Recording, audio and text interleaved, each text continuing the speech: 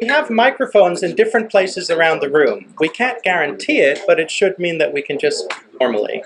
And the idea here today is not to simply have a one-way discussion. We want to make this interactive and try to ensure that everyone can say their piece. I guess I will hand over to Oliver for opening notes. Yeah, so thank you, Shane. Thank you for being here, and thank you that you have made this meeting happen so far, because without your attendance, this meeting wouldn't take place. I have a few remarks. You have probably recognized that if you want to visit a restroom, you have to leave this high security area. And in order to come back and to participate in the meeting, you need a badge. And usually they are over there. And you need to put back the badge. To enable others to do like you. Yeah. For the ladies, they only have to exit the security area. For the men, they have to go one floor below, yeah, in order to make this clear. Otherwise, we have cared for drinking, and we have cared for some food. So whenever you have a need to get something, please help yourself. And I hope that you enjoy the meeting and the facilities here. They are very traditional. And thank you. Enjoy the meeting. Thank you, Oliver. So I'm Shane Coughlin, General Manager of the OpenChain project. Most of you are familiar with me, and you're familiar with the project, of course. So what we're going to do today is lay the foundation for We're going to lay the foundation for activities in Germany, similar to what we've seen happen in China, Japan, Korea, Taiwan, India, and what's forthcoming in North America and the UK. We believe that, of course, the global project, our global phone calls, our global mailing lists have been immensely useful in bringing the community together. However, face-to-face meetings are probably the most important step, especially face-to-face meetings using the local language, in making sure that new people can understand what we're doing and can easily contribute. That was the key to our success in previous regional work groups, and we believe it will be the key to our success here. This first meeting, we're going to have it basically in English, though people can switch to German if and when they want. But in future meetings, I hope that we will be able to conduct the German meetings in the German language and record them and share them onwards. Hi. Hi. So this meeting, like all of our other work group meetings, is being recorded. We're making notes on this. We are live onto our Uber conference, so people are dialing in globally to listen in or contribute. I'm trying to record the slides. Let's see if it works. With this long meeting, it may or may not work, so that people can essentially watch through exactly what we've done. That's especially important, of course, when we're dealing with non-native English speakers, non-native German speakers who want to see what's occurring. So, with the Linux Foundation, at the beginning of every meeting, we show the antitrust policy notice. There is a URL where you can read our antitrust policy in detail, and the name of our council and contact details are on the slide. So, Andrew Updegrove is our competition counsel. He is also a novelist, as an interesting side fact. You can search for him on Amazon and see a series of books, different but similar to the Jack Reacher series. So he produces about a book a year as well as lawyering. He obviously either is very effective or has a lot of free time. So, as with all of the OpenChain meetings, we have an agenda. We publish the agenda beforehand, and we stick to the agenda quite closely as we proceed. We do have space for any other business. To get started, I'm going to give you some of the context for where OpenChain is at today and some of our news. This will be quick because most of you already know this, and those of you who are listening in who might not know this can find the information on our website quite easily. We'll then talk about the most important development, the ISO standardization, and then move on to regional activities, global activities, and things like what our partners are up to. Okay, so first of all, The Linux Foundation has something called the Open Compliance Program. And this is an umbrella. It's not widely promoted, but it's how we contextualize the various compliance projects in the Linux Foundation. And it's also how we contextualize where projects outside the Linux Foundation fit into the mental model of compliance. Essentially, it's a pyramid. And OpenChain is at the top, the very high level process definition. So a little bit like ISO 9001 for compliance. And then moving down the stack into more detailed activities, we have things like SPDX for software bill of materials. And further down, when we get into the nitty-gritty, we have tooling, like Fossology for compliance scanning. Hi there. And the stacking of standards like OpenChain and SPDX, the stacking of tooling, of course, is very flexible. So people can insert, remove items as they see fit. For example, many companies are using different tooling for open source compliance automation. They can use OpenChain and SPDX and tooling from companies like, for example, FossID very easily. The concept here is that people can find the correct solution for their company, regardless of size or market. And if people wish to have open source tooling for open source compliance, that's easy to do. It's easy to interoperate, it's easy to share. So OpenChain itself, as you know, is designed to be high level. We define the key requirements of a quality open source compliance program, defining inflection points rather than being prescriptive. We say where a process should be, where experience teaches us people need to have a process or a policy or a training program. But how people fill out that process or policy or training program is entirely up to their market need. Our goal, which is rapidly being accomplished, is to have many companies adopt OpenChain and therefore to increase certainty across the supply chain. The more companies that are conformant, the more links in the supply chain that we can have greater confidence in. We support the OpenChain standard in various ways. One thing that is clear is that any standard, any specification is a dry read, and it's not the implementation of the standard itself. So when it comes to implementation of the standard, we've created a questionnaire which is essentially yes-no questions. If people can answer yes to each of these questions, they meet the requirements of the specification of the standard. And where they answer no, they can understand that they need to invest more engineering resources, more business resources into optimizing their compliance system. This is online, it's a web app, and I'll just pull it up briefly. My computer is having a heart attack due to the heavy workload. Okay, so the online self-certification questionnaire is here. And it's a very simple process for people to use. They click one of the goals and they go through the questions therein. Some of them have a lot of questions and some of them do not. One thing that's important about the way we created this self-certification is that it's designed to be as flexible as possible for user companies.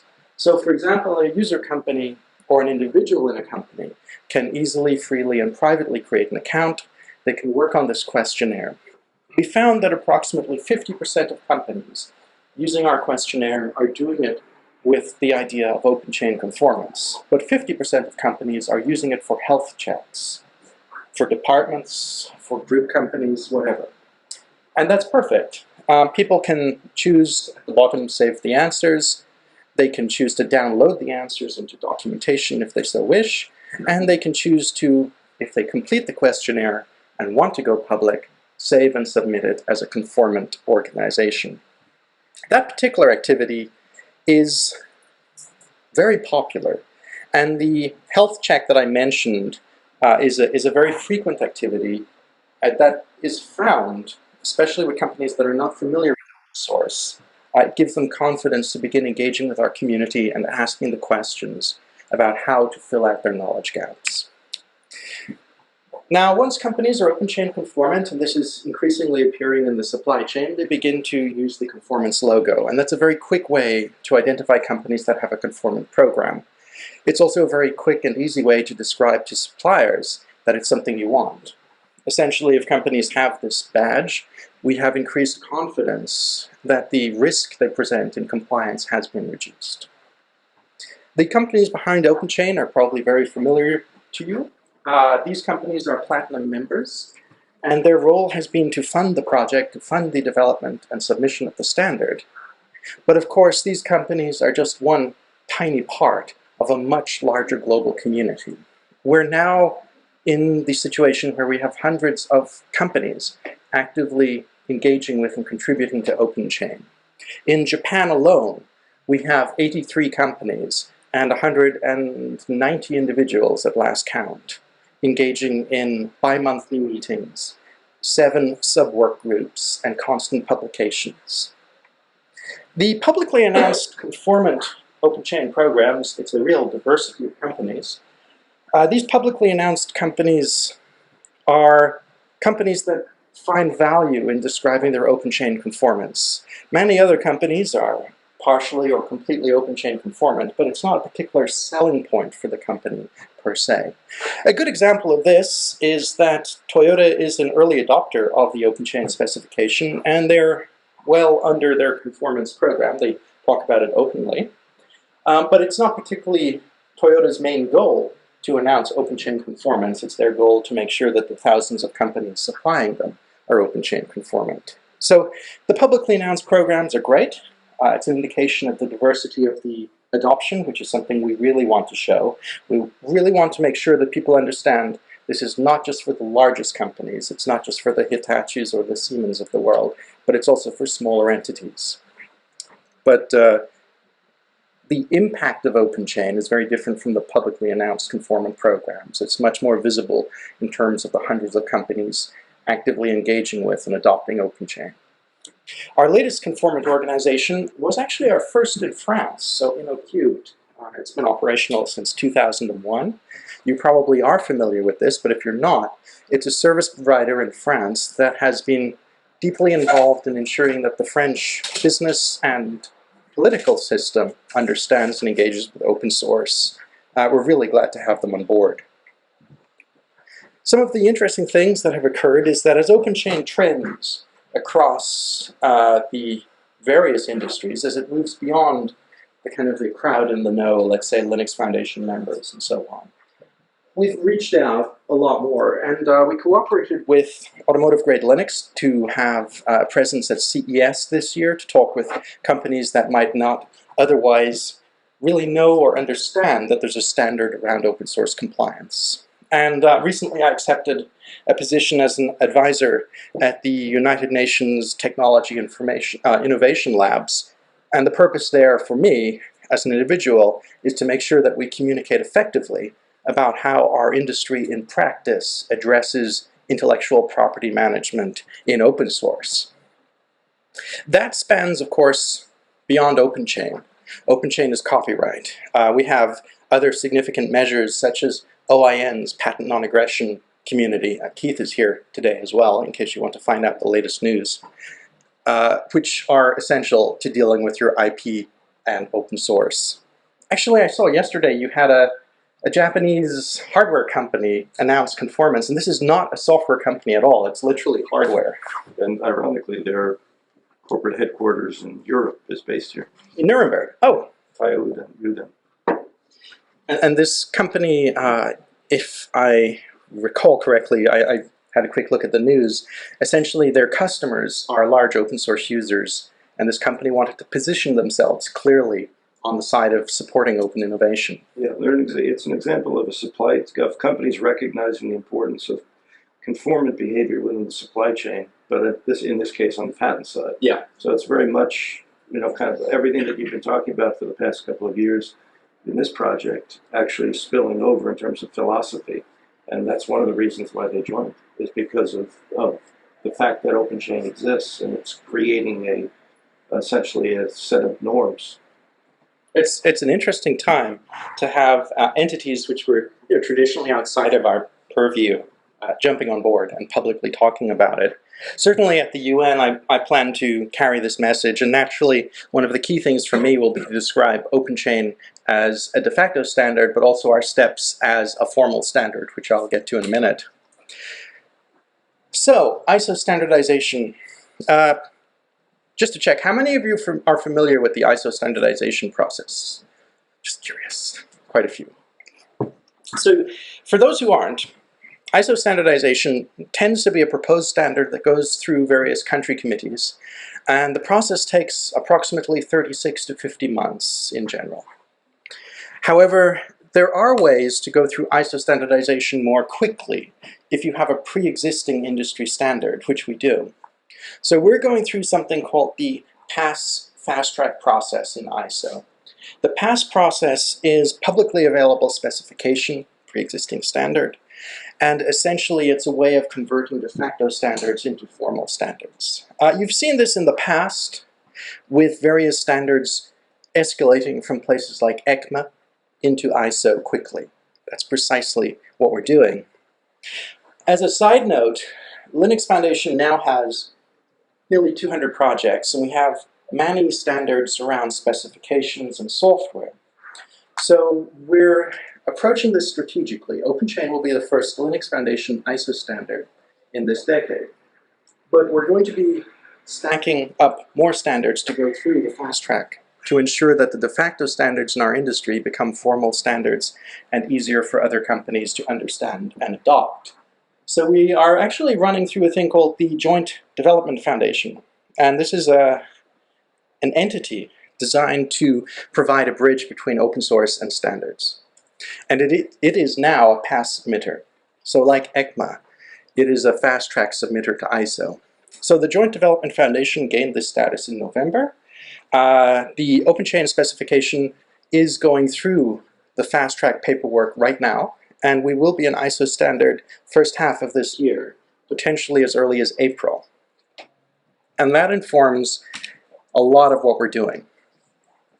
With OpenChain coming out as an ISO standard and an ISO number that's easy for sales and procurement to adopt, we expect our community to explode in scope. So a lot of what we're doing right now is putting the infrastructure in place to support the new entities coming on board and saying our customers are including OpenChain, this ISO number in the contracts. How do we do it?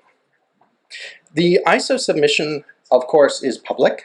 All of our work on this is public, and you can easily review precisely what we have online. For your reference, try to pull this up here. The OpenChain specification, as it is, OpenChain 2.0, is organized in a manner that is designed to be simple to read and easy to understand.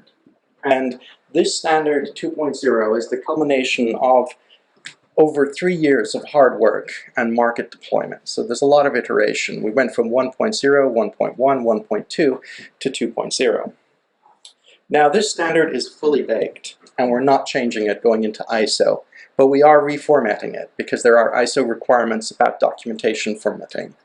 So we're calling it OpenChain 2.0, and it follows very closely the ISO style guide, but it is of course functionally identical to 2.0 itself.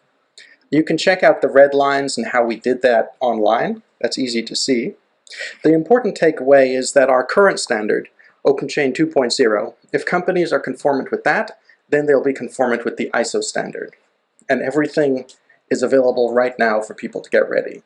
From reading the current standard, to reading the ISO draft, to using our self-certification questionnaire to see where they're at. Alrighty. So we're putting in place the infrastructure to support this. We're getting ready for a lot of questions and a lot of people needing assistance. We have activities across the world. I'll run through some of them here. The Chinese work group has been active since about, I think it was July last year. The next meeting is scheduled at the moment for Xiaomi in Beijing on the 3rd of March. We may have some impact because of the coronavirus. We're monitoring the situation and we'll make a final decision in the next 2 weeks. OpenChain Japan has a meeting very shortly in February. This is the, I believe, the 13th meeting, and it's being hosted by a company that is rather new to open source called DNA. It's a massive gaming company, and it's not part of Linux Foundation. As with everything in OpenChain, we work with everyone all the time, and we're very glad to, in some ways, bring DNA into our community, welcome them, and ensure they have an easy onboarding, not just to OpenChain, but everything else we do. Korea has been active since the beginning of last year. We've held meetings at LG, at Samsung, at SK Telecom, Korea Telecom, and we're going to be having a meeting next at one of the social media companies on the 19th of March. We're really looking forward to that. The interest in Korea, in some ways, parallels what we see in Germany. We see a lot of automotive companies in Korea coming to the table. India has had meetings for about 6 months. As you can see, we have a great selfie from Arun, who's at the back of the room in Bangalore. So India's meetings have taken place in various locations at the SFLC India premises. They organized one. We've had a meeting at Lara Infosystems. We have a great deal of engagement from companies like Infosys and Wipro in the OpenChain community, and we're building out rapidly there. Taiwan, we have meetings. We used to be bi-monthly. Now they're moving to a monthly schedule. The next meeting is on pause, though, because of coronavirus. But in essence, we have a huge amount of support from some companies in Taiwan like Moxa. Moxa has very recently become an OpenChain Platinum member. They're the #3 company in global IoT technology. And they're determined to help ensure that in Taiwan, where we've long had issues with ensuring that OEMs and ODMs engage fully in open source, that these companies are encouraged and onboarded. Germany, first meeting today. It was interesting. Oliver and I, when we said, let's hold the first meeting, let's hold it next month, and we were thinking 15 people is success. And we actually have been turning away people for quite a while now. So we had 38 people register from 29 companies. A few people couldn't make it today due to illness and so on, but it was remarkable how many people jumped up. And that's something we're going to cover in a minute as we talk through, given the interest in Germany, what do we do together? The US, we're having our first meeting at Facebook Palo Alto. We'll be doing that on the 13th of March, immediately after the Linux Foundation Member Summit. If you're not familiar with the Linux Foundation Member Summit, it's a great space to meet decision makers at multiple companies. And it's also held in ridiculously luxurious places. This year it's in Lake Tahoe again. And I think everyone just wanted an excuse to ski. Last year we were, where were we? Sonoma, I think. So everyone wanted an excuse to drink. We're not going to be that romantic. We're going to hang out in Palo Alto, and we're going to try to bring in some of the Silicon Valley companies that are not necessarily going to know about OpenChain. Of course, all the companies like Uber, Google, Facebook, they're actually OpenChain board members, and companies like Twitter and so on engage with us. But there's a lot of companies in Silicon Valley that aren't really that engaged with the open source community, though they are huge users, and we hope to reach a few of them and get the ball rolling. The United Kingdom, our great departure entity, has decided to have its meeting on probably the middle of April, possibly going into May. So Andrew Katz from Moorcrofts and Orcro, which are partner entities of the OpenChain project, are going to try to host the meeting at the British Computer Society, I believe. And it will be an idea of bringing together companies, government decision makers, and so on in an environment of learning. One of the things that is important to note is that the UK government was actually an early adopter of OpenChain. The British National Health Service has been requiring its contractors to be OpenChain conformant for a while. They did this via NHS Digital, and I think one AB EHR was the first company to be OpenChain conformant through that program. Right. We're moving into the nitty-gritty now before we turn to our general conversation. The OpenChain Automotive Workgroup has, of course, been quite a popular thing. At the moment, we cover most of the automotive companies in the world, and we have a significant number of the Tier 1 suppliers, as well as a spattering of Tier 2 and Tier 3. It seems like we're building a consensus that open source compliance approaches can fit into pre-existing automotive process management. So for example, Toyota with their Toyota production system are confidently preparing to deploy OpenChain across their supply chain. And that's supported by other entities. For example, Hitachi had to create a certification based on OpenChain called TPS PPP 15001A. And this is indicative, I think, of the fact that the user companies in automotive, companies using open source and deploying open source, are aware that in an industry that requires carefulness and trust, something like OpenChain is essential for using open source, which of course, open source is behind every future vehicle we have. It was a face-to-face meeting in Las Vegas. We held the meeting at the Mirage Hotel. Yo-san from Toyota was the kind of primary instigator of this meeting, but we had a good collection of people. Was anyone there?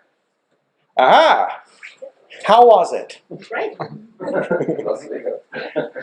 Out of curiosity, because I wasn't at this particular meeting, my wife gave me an ultimatum that I was not to travel on the 6th of January, or else. And then, so I got the same ultimatum about going to China next month. What topics came up that you think might be worth us paying attention to? Once again. You completely forgot.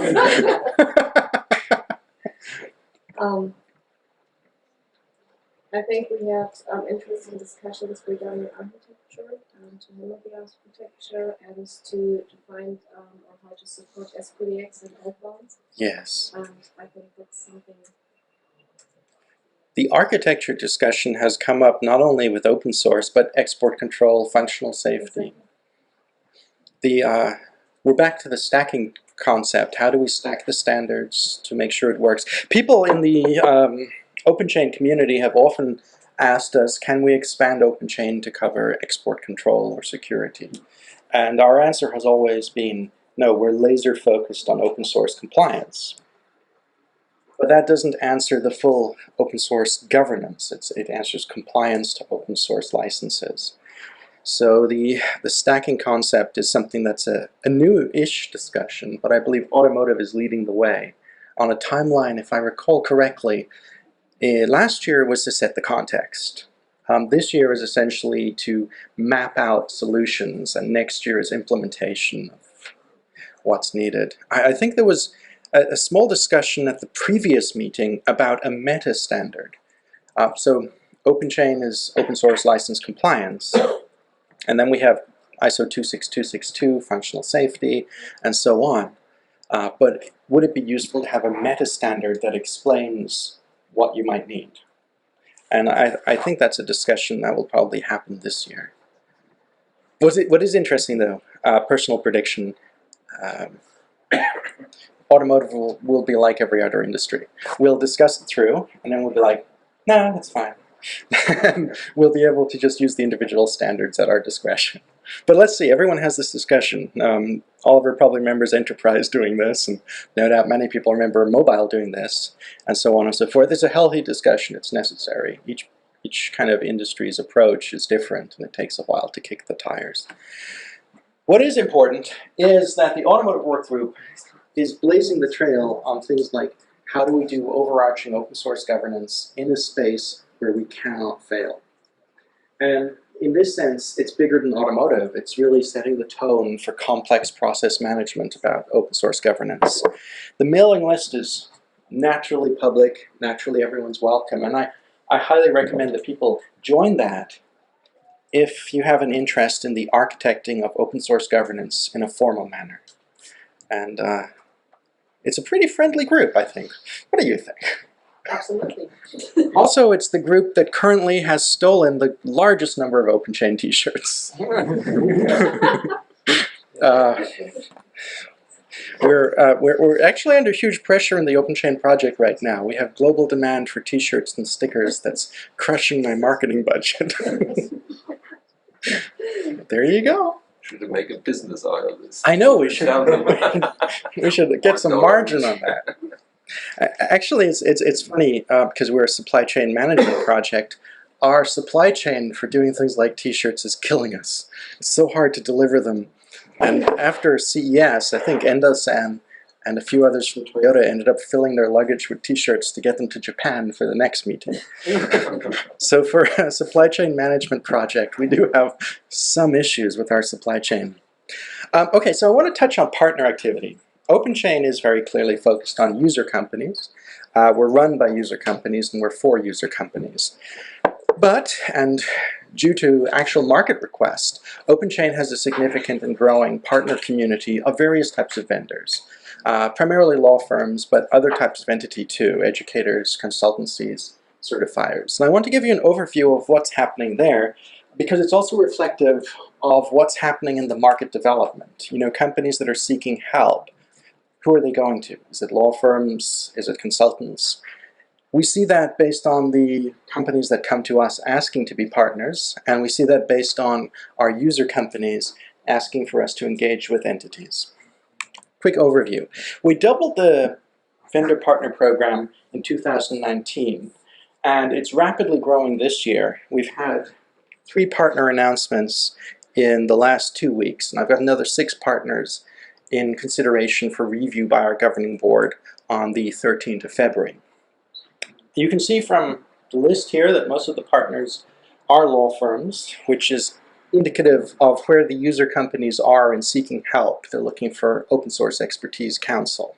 But we also have an array of different types of entities such as trainers, certifiers, different companies like PwC, which traditionally is accounting but has a great number of services in the space. Our newest partner, announced about 12 hours ago, is NTT Data Italy. NTT Data in Italy had an open source business that was growing rapidly, and their clients began to approach them about OpenChain and Conformant. So they wanted to become a partner to provide additional services in Italy itself. Now, of course, given that NTT Data is actually a global company, over time we'll probably be welcoming different aspects of it into our partner community. Global third-party certification has been available since March 2019. In March 2019, TÜV announced the global availability of their OpenChain-based certification, and in December, PwC announced their OpenChain-based certification. And actually today, what's interesting, and I'll pull that up, PwC, and Marcel is here, have just released a video. And I'm particularly interested in this. It's 3 minutes. I'm particularly interested in this video because, of course, it's describing PwC services and how they work, but it provides another milestone in places for us to point people. For instance, when people say, okay, can I get third-party certification? I'm in aviation. I need the certification. Yes, you can. How does the certification work? Well, you know, talk to our partners. But we can now point at, for instance, videos like this to show precise. Does this sound familiar to you? Oh my God, that's You bring loud. products to market that contain software in some way or another. In the value creation process, Now, several external we know suppliers this part, are so I'm often going to involved, skip ahead locally, industrial to production, the part you where name it. we have OSS the is built discussion into on every product. OpenChain. Also, your company is likely to receive OSS components through deliveries from your suppliers, which might end in your finished products and services. As you'll notice, their Do you know messaging which matches ours OSS exactly. components and licenses are used in the software deliveries of your suppliers? Do you perform scans and compliance checks on efficient And knowledge? digging into it, there's interesting services, and I know I'm pulling ahead here a little bit, Marcel, but you know, PwC Parent has online tool for online OSS tools to assessments. actually do OpenChain A conformance now. dashboard shows the current progress of the assessments, the status of clarification cases, and further KPIs. Now, of course, Our that particular technology is not open source, and it's not available, which is fine, though, because what we're seeing here is we're seeing its existence, and other people will produce competing services, as we've noticed before. And the fact that OpenChain is front and center in PwC's offerings around open source compliance is a huge boon for our community. Again, like I said, when we're in ISO standard, we have thousands more companies who'll say, what's going on here, what do I do? We want to make sure they can come to these meetings and meet user companies and get the information they need. We want to make sure they can find the law firms who can help them globally. And we want to make sure that when they have requests for things like third-party certification, they can get that at an official level. So we're really excited about this, and I'll be making a bit of noise about it soon. And as Marcel knows, my particular motive here is to encourage other third-party certifiers to get into our community and have competing certification products as soon as possible. OpenChain has a kind of a rough guide in that whatever we have in terms of vendors and so on, we want to have 3 of them or more. So in each geography, we want to have 3 partner organizations or more.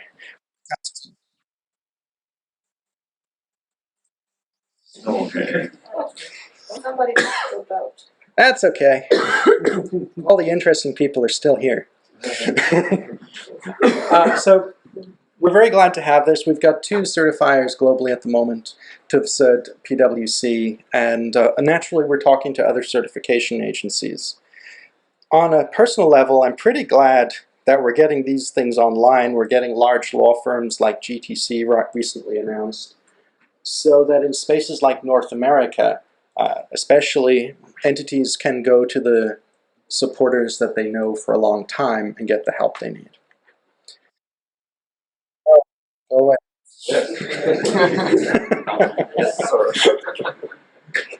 Like I said, the full video is actually pretty nifty. It runs right on our messaging, and it's going to be pushed a bit on our official channels, hopefully to encourage other vendors to make videos so that we can point people at them too. So the OpenChain standard itself can be met by self-certification, which is the majority of activity, is the majority of what we want to see. It can be quick, efficient, and our experience shows that companies try harder rather than try less when they self-certify. It's really effective. But it's important to offer things like independent compliance assessment and third-party certification. In certain industries, such as automotive, I know that when it comes to functional safety, 26262, a lot of people want independent security assessment. So independent compliance assessment is exactly what we want in our space, and we want to make sure that third-party certification is available. Certainly when Hitachi requested third-party certification, they had a very clear use case and a very clear implementation. Now, Andreas and Nicole, who were previously with TÜVSUD, were at the center of kind of running the certification together. And I was wondering if there's any insight you could give on kind of how Hitachi approached this, what their mental model was. No pressure, but everyone's listening. Regarding overall compliance or regarding our certification? The certification. Okay, yeah. I actually don't know how they approached us. So they approached us through our Japanese entity, and yeah, it was like any other, let's say, certification project with, let's say, a little bit bigger kickoff phase, as we, let's say, there were our pilots setting up stuff more or less together with us. So we had a clear program at the beginning, and they gave feedback to us to saying, yeah, we wouldn't phrase it like that when we'd like to be compliant in an open source context. So, and yeah, just their mental model was trying to. They were in that moment overall, let's say, also improve the process already with their already set up standards. So they, when we came for the first kickoff meeting, they were, yeah, they had a pretty much a pretty great view on how to do things already, and they had this view on how to improve things. So we came in somewhere there in the middle. So they told us, yeah, we have this and that already in place, but it will be better in 3 months' time already. So then we came in. It was great experience, I think, for both sides. Yeah, it's interesting because Hitachi is one of the few companies in Japan with an open source program office. So I think NEC, Hitachi, and Fujitsu have open source program offices at the moment. And the other companies are bringing them online, but Hitachi is one of the most experienced. And in this way, for me personally, I was interested when they went for third-party certification, because key companies like Toyota already know Hitachi have an OSPO. But I think Hitachi were kind of planting a flag in the ground and saying, you know, here's how you formalize if you need to. And I'm guessing, Marcel, it's going to be a similar situation for you. As I understand it, OpenChain fits into pre-existing certification approaches you have. It's a product that kind of fits in your portfolio pretty neatly. Yeah, I mean, actually, before we got in touch and I had more information about OpenChain, we already did assessment of open source programs with a kind of similar questionnaire, with kind of similar topics. And so once we saw OpenChain, we actually matched our programs and so, okay, basically it's structured a little bit different, but it's from content-wise pretty much the same. And therefore, we thought it made more sense to use a well-known fuzzy standard like OpenChain, and that's why we've now adopted the questionnaire, the framework from OpenChain. Yeah, I'm glad people have been doing this. We don't have fragmentation, and OpenChain now is very clearly the sole standard for open source compliance, which is a very nice position for us to be in as user companies, and presumably also vendor companies. It's clarity. We know where people are going, what they'll ask. Now, these are the three types of things we expect customer and supplier companies to be doing. It's not all they're doing. For instance, Toshiba is currently working on a pretty groovy idea, a web of trust, where various companies compliance assess each other. So, hypothetically, Toshiba might go check out Fujitsu, and they might go check out someone else, and that person might check out Toshiba. It's kind of funky. I think it might be Japanese only. It's one of those things. But these are the three things that we know globally people will do. So the self-certification, like I said, it's the heart of the project. Independence compliance assessment, it's essentially conceptually exactly the same as the functional safety approach. And third-party certification is to make sure that in critical industries, we know that people are solid. And I think all of that fits neatly into exactly where we started many years ago. So the idea here is user companies have identified through experience and through challenges exactly what we need to do. And the user companies have been optimizing this for their actual use cases and real-world deployments for quite a while. And now as we grow out, we're making sure that everything is there to transform industries across the world. So, nothing will change in how OpenChain works today or tomorrow. As OpenChain becomes an ISO standard, the OpenChain project retains stewardship of that standard. We have our governing board of user companies, we have our massive community of user companies who will draft the next versions of the standard. We have a growing network of partners to support the activity of the user companies. And as a forthcoming ISO standard, we will naturally have greater leverage when it comes to things like national standardization. Just as an example, in Japan, JIS standardization is useful once you're dealing with the government. This ship has been sailing in one direction. We have never veered on our course even slightly, and everything is working according to plan, which is great. And stuff coming next.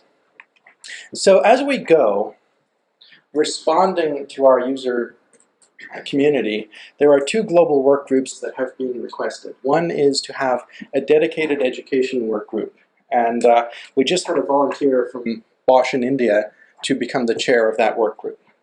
The idea here is to very clearly focus on things like the reference training slides and make sure that they are suitable and available in multiple formats or approaches. Something like our training slides, for those who are not familiar, have been a runaway success. We released the training slides with the expectation people would use it for OpenChain conformance. Instead, thousands of companies are using it for all types of purposes, which is wonderful. And it indicates immense market demand for good education. And we're going to have a global official stewardship focused solely on the education to fill this demand.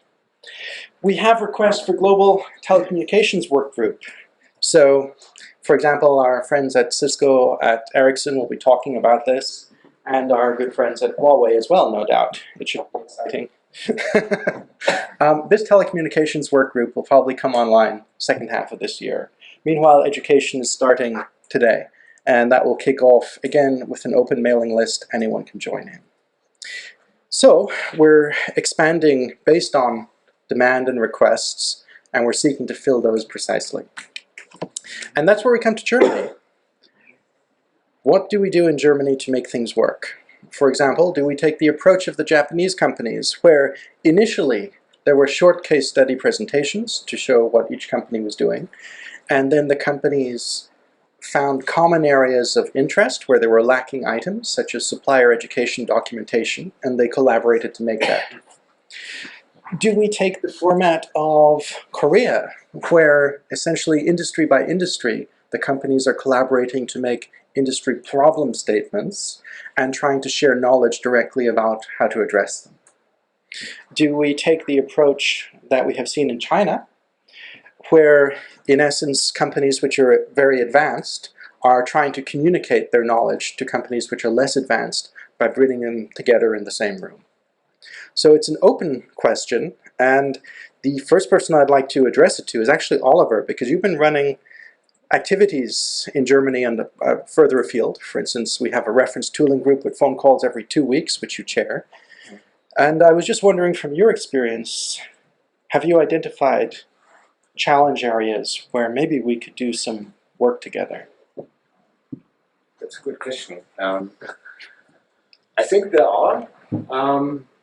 So, first of all, what comes to my mind is perhaps we can agree on let's say, for example, certain documents. So how does, for example, an open source disclosure document have to look like? So that we, for example, can take this as a template and provide this in the OpenChain context, and so that we establish for at least some standard how to or how the different companies let's say bring this document to life and to support this to the customers. So this is the So this disclosure document, just building on that, so essentially you'd be talking about how do you formalize the presentation of things like SPDX results?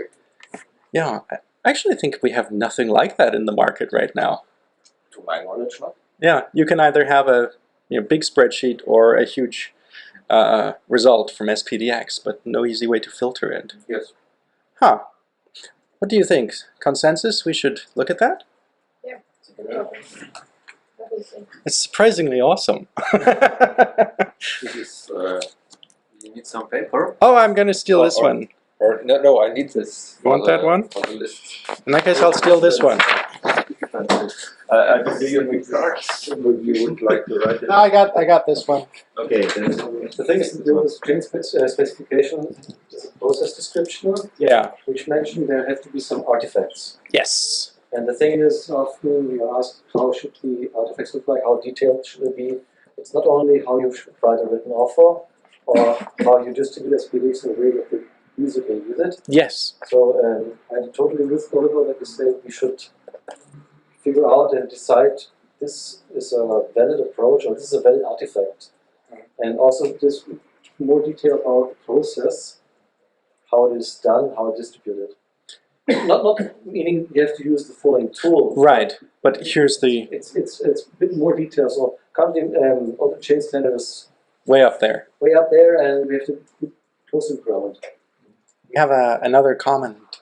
I can just agree with this. I think best practice kind of interpretation thing that would help, so that we say, look, if you have done this and this and this kind of checks on the sources to comply with your attribution notices, for example, that would be sufficient. So that I think that's one of the most relevant parts, that people really are seeking freedom with what they do. They're willing to do something, but they're not always sure whether it's enough. Or whether it's good enough. Yeah, whether it's good enough. I think this is a very important part, because it's limiting on acceptance. Yeah, I feel along the same lines. But I'm right now having heavy discussions with my legal department what should be the elements of trust disclosure document, and they want everything. Yeah.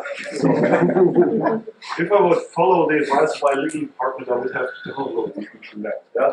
So this doesn't work. So it's a constant fight. So what do we really need? For which license do we need which information in which form and so on? And if we come to an alignment with here in the group and a common recommendation, and then we also have the power to come up with a tooling to enable that, to automate that. That would probably be a big step forward. So I like the initiative about cost disclosure. Oh, no need to raise hands. Just jump in. But we have to be careful because when we say the full license to be fulfilled the full way, this is legal advice then. So we have to be on a level something like permissive licenses should be fulfilled that way and copyleft that way, and the detailed identification of your component your license is up to you, but on a more not total to ground, not below ground, 10 meters above ground is okay. Can I jump in there, because I actually see a fundamental issue with the entire thing. I come from the other side, not the legal, but the one who writes the open source. And that is generally, the open source is not written by suppliers. It's not, now they have started to do that more, but it's written by students, little groups, hackathons, and so on and so forth. And they don't care about CDX or licenses so far. The only thing that happened in the industry in the last 10 years was GitHub started recommending, hey, put on a license on your goddamn project so that people can use it without worrying about legal consequences. And I have a feeling we are 10 steps ahead of these guys. We're trying to define standards for the fundamentally missing basic stones of having common licensing for open source components. If I'm going to my supplier and tell them, could you please give me your disclosure document? And he's like, how the hell am I ever going to get you the information you need when it's not out there, when there is no standard for that, and the normal practitioners haven't accepted it? How are we going to do that here? It's a very good question. I'd like to just bring a couple of points to that, which I think partially address and partially just contextualize the problem. So currently in projects such as the Linux kernel, over 80% of the code is actually corporate. So it's not students, it's not individual contributors, but the larger issue that you've identified, I think, is that if you really want to fix open source compliance, it's upstream, it's the project level. And the answer I'd have to that is that we're working on it. It's not OpenChain's job, but things do exist, and I'll try and use, oh, for goodness sake, how do you do gestures? There we go. So there's a thing called CII best practices. And this is run by David Wheeler. David Wheeler is the person who was key in helping the United States government, particularly Department of Defense, NSA, and so on, adopt open source back in the early 2000s. And the idea of the CII best practices badge program is that a project goes through various best practices and gets a badge to show where they're at. And the projects that you can see on the screen are examples of projects that have earned badges, some higher level, some lower level. So there is the infrastructure for improving quality in projects with CII best practices, but we definitely need to have encouragement for more projects to get that. And one thing to add to the CII badge. There's also this reuse initiative from Free Software Foundation Europe, and currently they are talking to GitHub whether they can, let's say, provide actions to implement the best practices of reuse. So we are working on that, but of course, when we talk about fixing the problem at source, we are talking about many years. Yes. I can actually give an update because I'm working it on Monday with GitHub together. We now have a GitHub Actions for use of software. We implemented it on Monday. Oh, nice. It's there. So yeah, so I'm working with GitHub and Microsoft closely together on next version of SVX. So GitHub is one of the big parties driving basically SVX growth. So I'm working together with me on it. So these information now already comes predefined into GitHub. They're working on the code stack as well. So there's like various components that they have to pull together in order to make this happen. So false alarm last weekend. Basically, they showed us something, and I was talking to Jack Gaffer and William to basically, okay, that bit, and that bit enables the enables SVX verification. Yeah, that's right, but we're working on it. The problems for GitHub is scale, which is why we're adjusting the SVX 3.0 standard to allow it to be incremental. So they don't generate SVX with now it's like the package tree and the license information. And if they have to add that at one, it will rack up a serious bill for GitHub. So they're doing it incremental. Everything that they have to roll out, they have hardware internal requirements that they can only roll things out if it's incremental. So basically meaning that if somebody pushes to GitHub, the update needs to be processed in an incremental way and not fully. So yes, they're important to us for Observer Toolkit, if we can add Observer Toolkit to GitHub and how that works. But again, the problem is compute. It will require a lot of compute to build in the automatic checks in GitHub to show like, hey, you forgot a license statement in this file, please add that. So yes, they're willing, again, we're working on it, we're talking on it, but again, compute is the biggest enemy at this moment. Well, the thing is, I want to play devil's advocate. Well, actually, I am the devil's advocate because when we talk about open source, I always see here's Eclipse, here's Linux kernel. And when I'm writing software, I'm putting 400 or 500 open source components in there, and these are tiny little things. It's not these big projects we can put in here. And that's the heart of the matter. It's not these big projects. These big projects don't have a problem working on some standards and ISOs and so on, and they're bound because they are mainly financed. They are basically financed open source projects. But we're talking about the small ones, and those are the ones which are now infesting the entire system. Infesting, of course. In the nicest possible way. In the nicest possible way, indeed, because you go home, and as someone who wants to write a program, you don't give a damn about the license. You want to get away from all these problems which are infesting your work and you want to write your code. So I have a hard time aligning those requirements with the business needs, which depends on these legal conformities, right? Yeah. No, it's the thing is, first of all, if you select open source component, you should normally check if it's fitting your product or not. And if it's critical, you should not use such stupid work.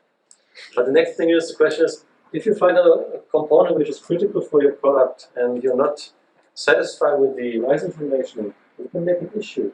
What if you can fix it, make a pull request to the project? They would be happy to have such a thing. So you have enough power to do this. Make an issue and ask the question, what license do we really have? Because I found something which is not. For example, I found your BC component, GPL component. Where do we have it from? Is it part of the product or not? You can make an issue. You can solve it, or how to solve it. I suppose that reuse may be one of the key items that might help.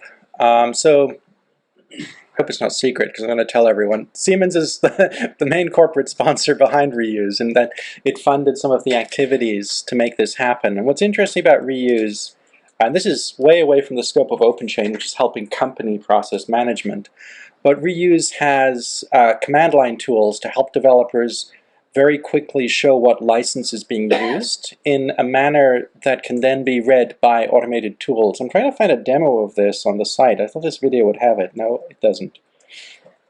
But I mean, I was also on during the weekend. I was talking to Alf Mente, who's running the project, and I mean, it's a very cool tool if you want to get your outbound stuff up and running and get it clean and well documented.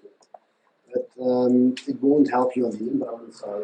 This is where we are actually talking about. Yeah, so it's over the years, if everybody would use it and it would be standard, for example, right, then you definitely do help.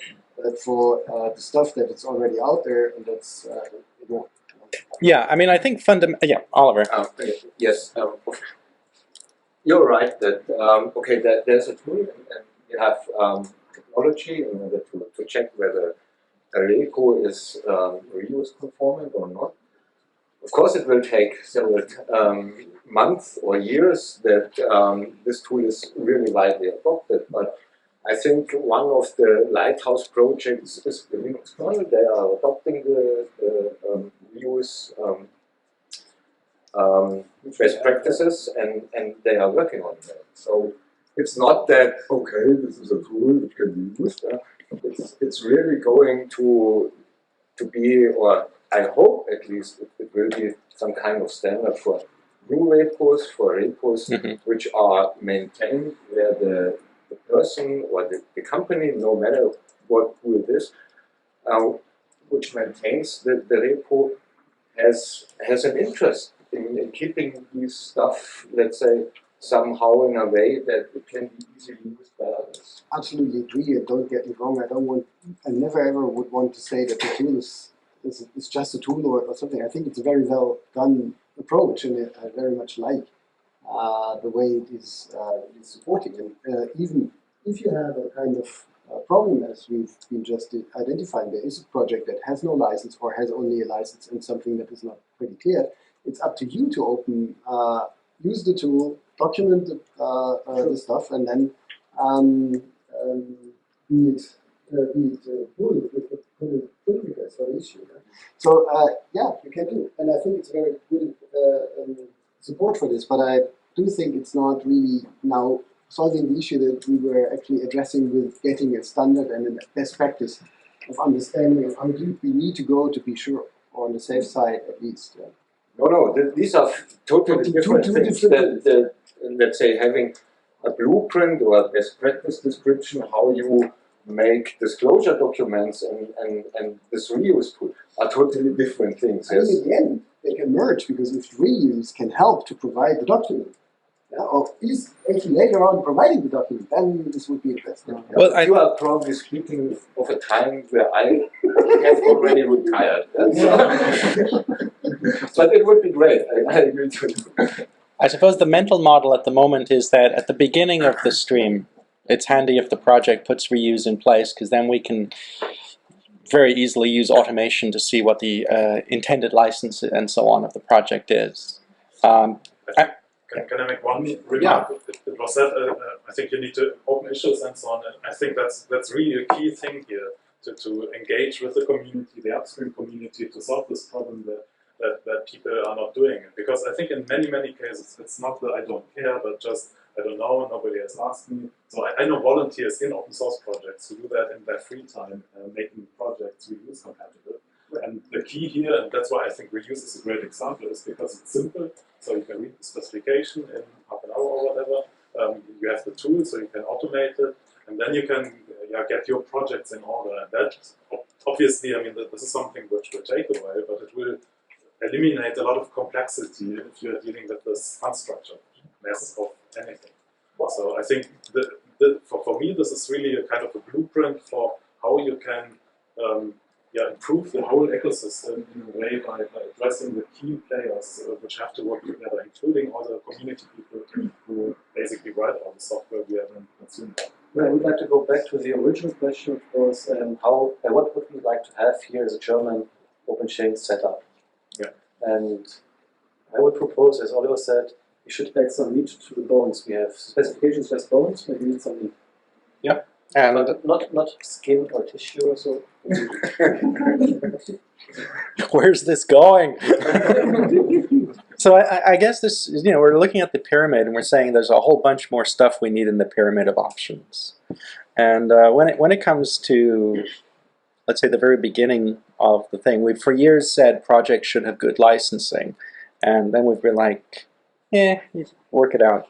So we're gradually fixing that. Reuse is an example. Another example is Microsoft's Clearly Defined, which is now an open source initiative project. It's not only Microsoft. People keep assuming it. That's because we voted Jeff to be the representative of the project. It was actually voted by multiple parties, including SAP, including your technologies. There were lots of people involved. Many people. As a matter of fact, this is what I envision it to be when I want a disclosure document is you give me something and I throw it at this thing and it tells me, hey, you got that. And I mean, Clearly Defined is definitely gaining traction. People are paying more attention to it. So it's, Thomas, would you agree that you could describe it as kind of a global database approach to knowing exactly where things are at? Global data. We don't prefer to call the database more like a collaboration platform. The database part is really there because, as Jan said, stuff is waiting to release that we cannot fix anymore. And we clearly don't want it to be seen as a database that is used by us big parties as a sharing thing. The whole point of it is basically to fix upstream, and we have a database for what is already released. So since last weekend, we now have more than 10 million artifacts scanned. Cool. That's a hint that we're heading into the break. So we're getting there. Yeah, also the skill of the project now, like we know like the top 200,000 packages. We know 42% of that has their source code location is broken, so you cannot resolve the binary back to its source code. So that's what we're slowly trying to fix. Nice.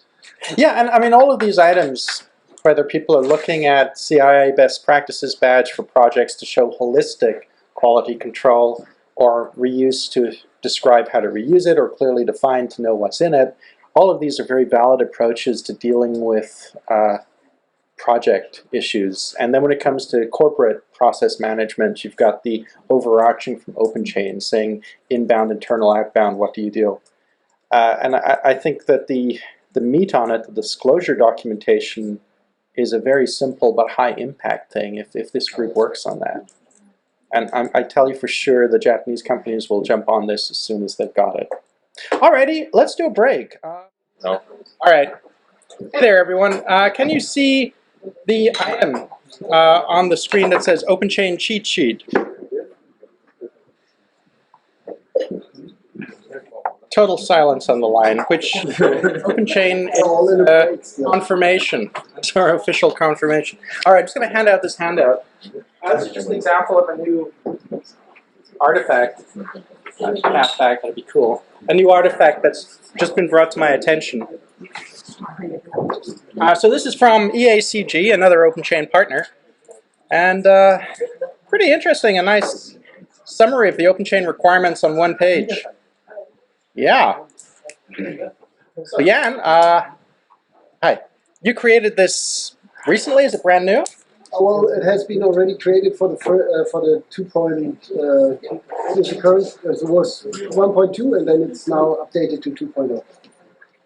Alrighty. No, pretty interesting. Can we have a version of this for the OpenChain reference thing as CC? Everyone's in discussion, having a look at stuff. For sure, we'll send it to you. Okay, awesome. I think that might be useful to translate into multiple languages in Asia. There are two things I was thinking of doing for our website. One was putting the full OpenChain questionnaire not as the web app, but actually just as the questions on the website for quick reference. And this cheat sheet might be something else to put up there. Okay, so we had a couple of items come up in the background during the coffee break. One item that came up was of course, the value of the open source disclosure documentation. But another thing that came up was contribution methods. So I had a talk with Marcel from Bosch about this. So towards the end of the OpenChain specification, G5, there's a thing about contribution. You need a contribution policy. And the contribution policy can, of course, be validly no contribution. Don't do it, which is fine. But then if you do want to contribute, we don't have substantial reference information on the contribution process methodology for a company. And when Marcel and I were talking about this, we had a look at places like the To-Do group, which has case studies on how to start a project, or how to engage with developing on a project, and how to close a project. But they didn't specifically have reference contribution process for a company. So that's something, contribution methods process. Just wondering, so basically Marcel and I were saying, oh, that's something that fits neatly into Bosch's use case, it fits into Toshiba's use case. Just wondering who else would find it useful to have potentially, if not necessarily a unified standard for contribution, at least a template contribution process, business process approach. Everyone's like, I think that would be interesting, actually. I would actually also interested in contributing to this, because we have something there which is very specific, but which maybe be part of something. So Shane, you mean like contributing back to the open source Or Yeah, skill. contributing to a project, kind of the business workflow, the business process, let's say the checklist method or so of how you'd want to do it from a corporate perspective, not a developer contributing. This is a topic that we discussed in the group. Ah, hi.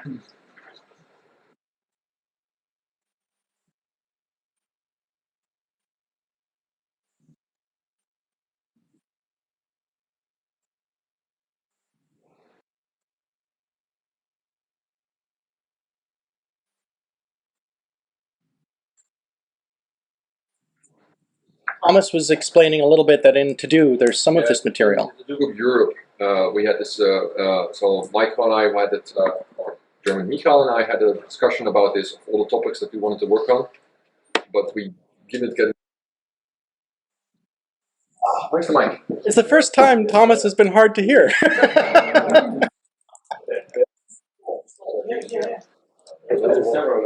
Here, Mike. Yeah, it's close. Michael, can you hear me now? Test 1, 2, 3. Can't hear my. Okay. Right. So yeah, we did have a discussion about this in the Duke of Europe, of all the topics that we worked on. So the Duke of Europe has 3 topics on its agenda. 1 was tooling, 2 was strategy, and 3 was contributing back at scale. Meaning, as a company, you want to contribute back with thousands of engineers. How do you manage that?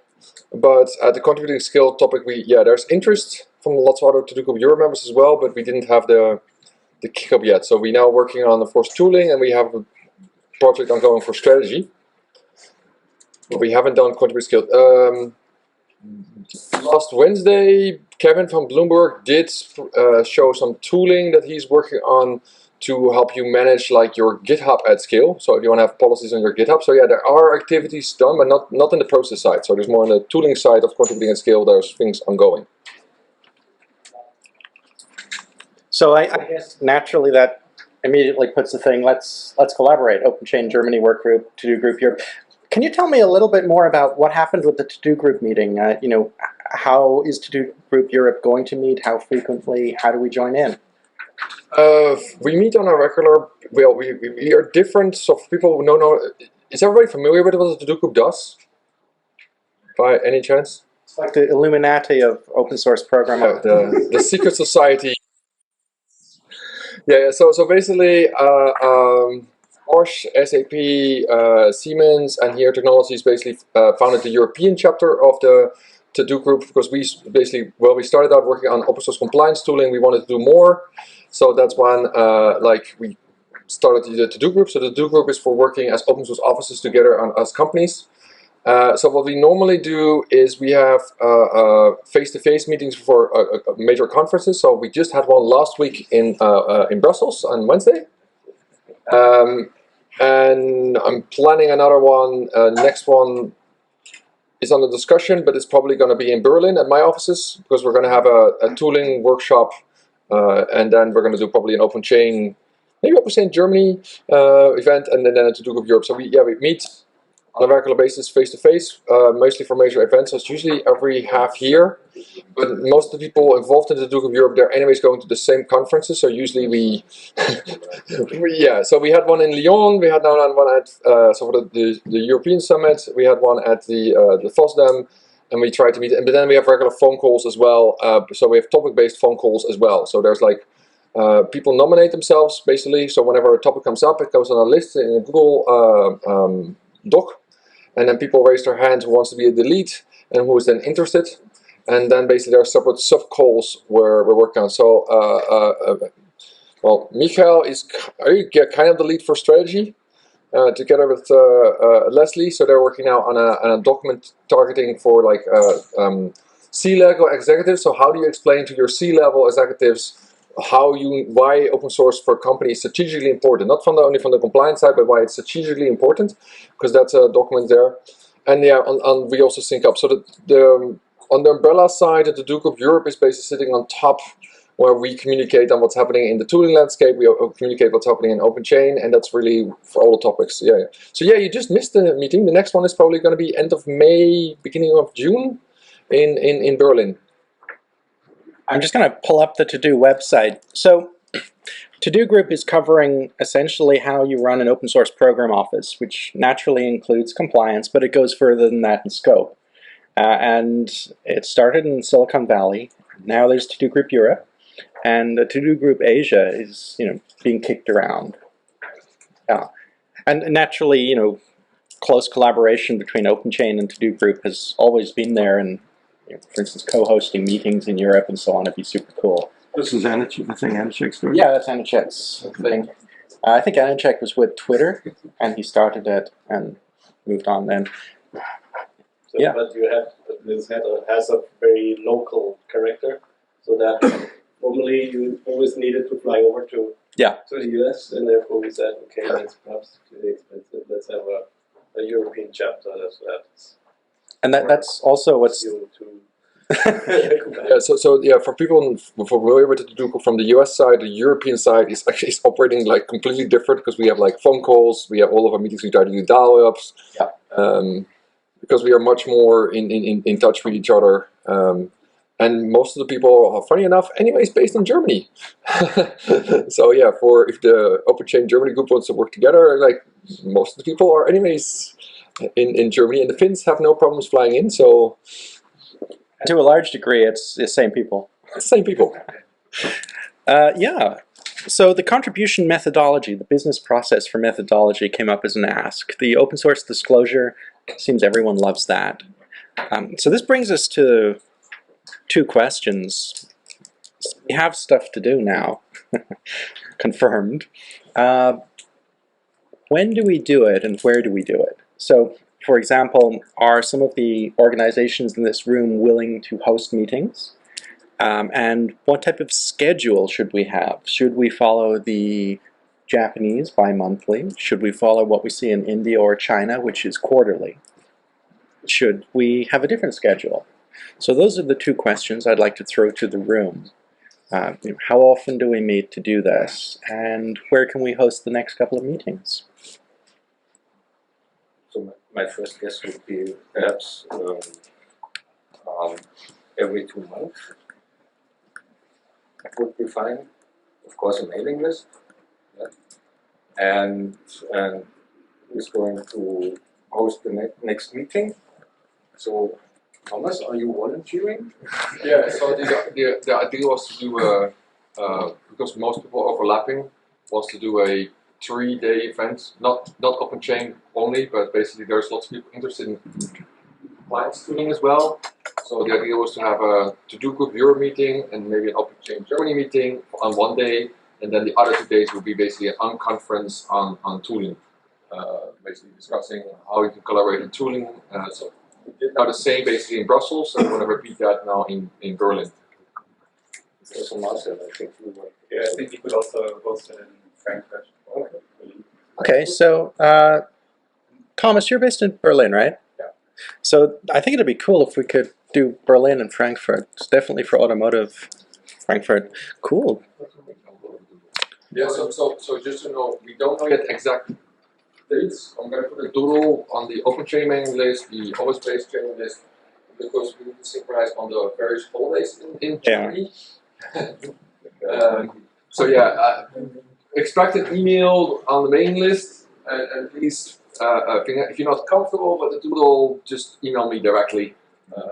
Which option you prefer? But yeah, we're going to circulate some dates. It's going to be end of May, beginning of June seems to be the most favorable window for most people. So that suggests that we should probably do Frankfurt first, and then if we're going bi-monthly, so Frankfurt, and then May it'll be. If March is okay for you, Marcel. Yeah, I need to. Oh, sorry, April is okay for you. When you have rooms available. Okay. I'm not really sure if you talk automotive, if Stuttgart might be somewhere. We could do that. Are you volunteering? Yeah. It's like I have to check rooms and availability and dates, but I'm pretty sure we can do that. Yeah. Cool. And we had You can co-host and share the cost. You also in Stuttgart, right? And in Berlin. In Berlin. The coincidence. And we can actually host meetings when we have the information. It's in Berlin as well. Berlin. All right. This is kind of cool. So we've got Frankfurt, Stuttgart, Berlin. Yeah. So we now have half a year lockdown or more. Yeah, meetings ahead. That's cool. So it looks like we'll probably be doing either Frankfurt or Stuttgart next. So Mercedes, Bosch, or PwC. Any preferred location? Should we do Frankfurt or Stuttgart in April? Everyone's like, we don't care. Just pick one. All right, we'll follow up on that.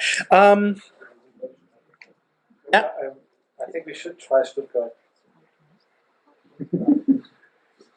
We have an in-house conference 3 days by end of April. Oh yeah. And then all the developers already there. So in Stuttgart. Yeah, all the Bosch developers. Sorry.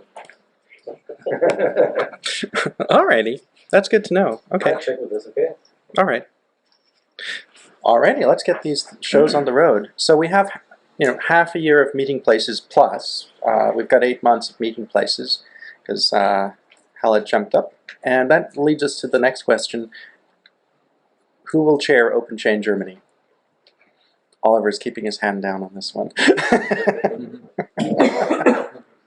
So the chairs are essentially just it rotates whenever you want, but the idea is one person helps collect the interest, and because it's local language, obviously the chair is not going to be me. So we need someone to volunteer to chair for the first meeting or two. It can rotate. The Japanese group, for example, has the chair being the company hosting each time, and they chair the meeting.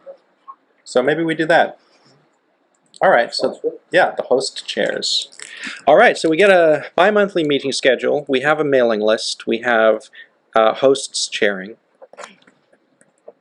We have all the ingredients.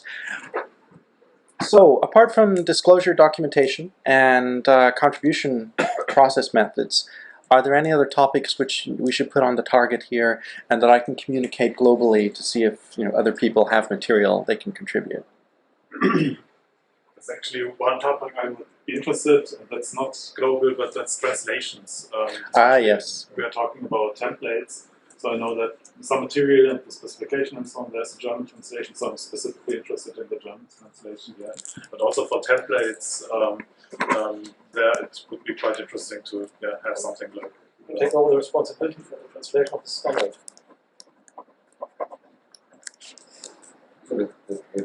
The work group. The work group will take over the responsibility for the translation into German. Yeah. Okay. Yeah. That makes a lot of sense. Yeah. One of the topics we had with this standard is, previously our methodology was someone volunteers to translate it and another person sanity checks, which is fine, but as an ISO standard we might want to have more eyes explicitly on it taking responsibility. That's a great idea, and that might inspire our global groups. All right. I have a question regarding this documentation. Is this usually written in English first and then translated, or is it first written in Japanese language and then translated to English, or how do you organize both, this? Everything. Initially stuff was mostly in English, but recently a lot of the material was Japanese, and then the Japanese group translated it to English and shared outward. Now we have material coming in other languages like Chinese and so on. Yeah, the common language at the moment is English, but the groups are producing material in their own languages. The Japanese companies have explicitly focused on doing English translations because they want it to be easy for the Chinese and Korean and other suppliers to translate into their local languages. By way of example, the Japanese made a supplier education leaflet in Japanese, and then some of the companies actually paid a translation company to make a perfect English translation. And just recently, one of their suppliers in Vietnam released a Vietnamese version. So the answer is the community is very big. Yeah. Okay, that also holds for the educational material. So yeah. Also available in different languages. It is, though it's very much based on what people wanted. So there's no consistent translation program that covers all the reference material. It's a little bit like an open source development. People do what they want to do. Yeah, but in the end, it converges. Yeah. At the Linux system, they have very clever translation mechanisms in place. They do. And just to pull up some of the stuff, just as a reference point, so on GitHub, just trying to find OpenChain. Okay, so the OpenChain project keeps everything on GitHub, and you can find things like some of our reference material here. But looking at all the repositories we have, you can see that there's significant global activity. So we have translations in multiple languages, dedicated repositories in multiple languages, and so on. In fact, we probably need to do something to clean this up because it's just nuts nowadays. It's so big. But it's everywhere, and it means that, for instance, if people want the project charter, they can grab it, and they can translate it. Everything is there, and this is...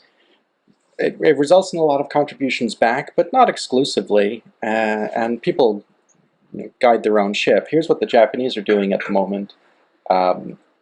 Right here, License Info Exchange is where they're doing SPDX Lite, and they're making a version of SPDX for Excel spreadsheets, actually.